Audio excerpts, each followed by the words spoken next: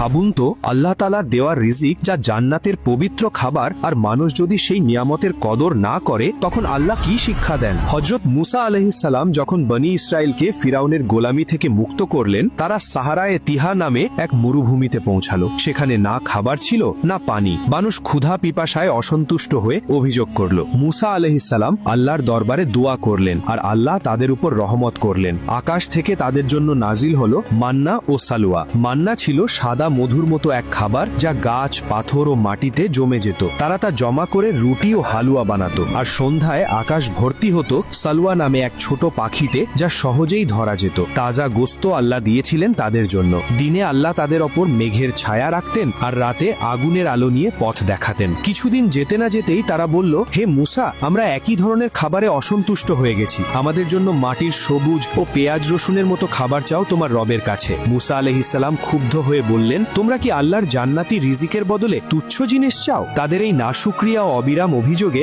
আল্লাহ তাদের উপর সাজা দিলেন। 40 বছর তারা সাহারায়ে তিহা মরুভূমিতে ঘুরে বেড়াবে। আল্লাহ তাদের পথ নির্দেশনা বদলে দিলেন। যত হাঁটুক বারবার একই জায়গায় ফিরে আসে। ছোট্ট এক মরুভূমি তাদের জন্য 40 বছরের যাত্রা হয়ে গেল। পুরনো প্রজন্ম সেই জায়গায় শেষ হলো, আর নতুন প্রজন্মকেই আল্লাহ অনুমতি দিলেন পবিত্র ভূমিতে প্রবেশের। এই শিক্ষা আমাদের জন্য এক স্মরণীয় বার্তা। আল্লাহর নিয়ামতের মূল্য যে বুঝল না, তার জন্য সারা জীবনও অপর্যাপ্ত হয়ে যায়।